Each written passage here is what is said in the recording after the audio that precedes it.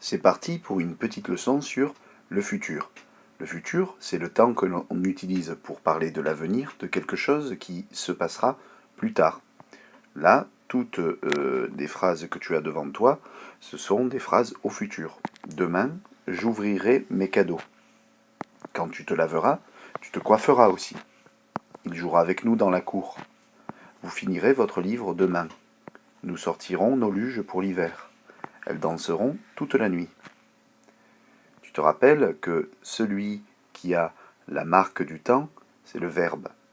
Ici, le verbe, pour le retrouver, il faut se rappeler que c'est celui qui change justement avec le temps. Donc si au lieu de demain, je mettais hier au début de chacune de ces phrases, ça va être le verbe qui va changer. Par exemple, hier, j'ai ouvert mes cadeaux.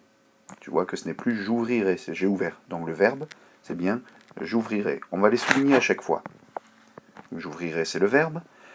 Hier, quand tu te lavais, ah ben là, tiens, c'est ça. Tu te coiffais. Donc c'est ça. Lavera et coiffera, c'est les deux verbes de la phrase.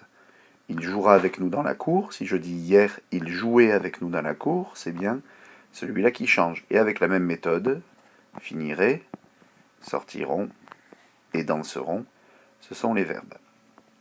Tu peux voir que ces verbes ont des terminaisons.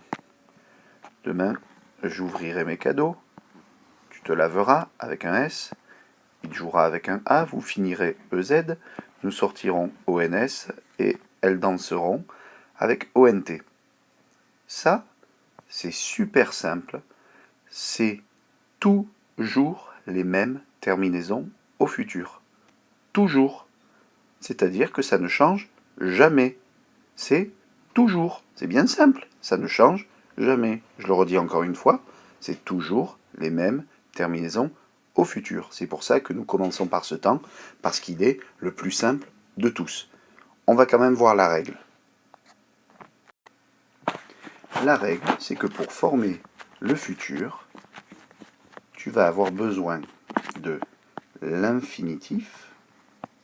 L'infinitif, c'est le verbe dans son état naturel, tel qu'on le trouve, par exemple, dans le dictionnaire. Donc, par exemple, manger.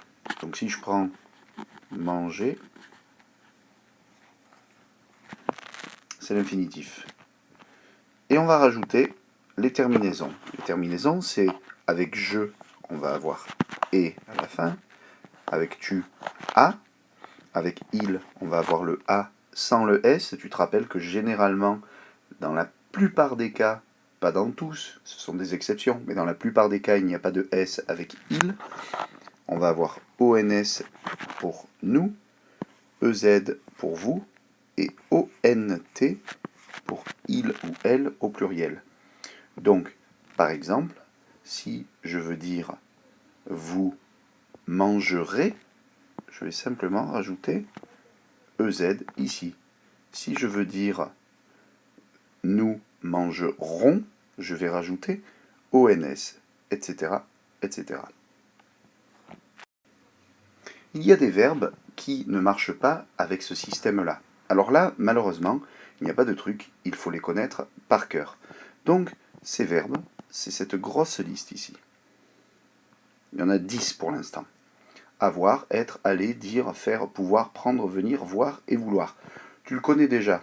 Tu sais que lorsque on veut dire avoir au futur, par exemple, demain, je vais avoir une surprise, je vais dire demain, j'aurai une surprise. Tu l'as déjà entendu.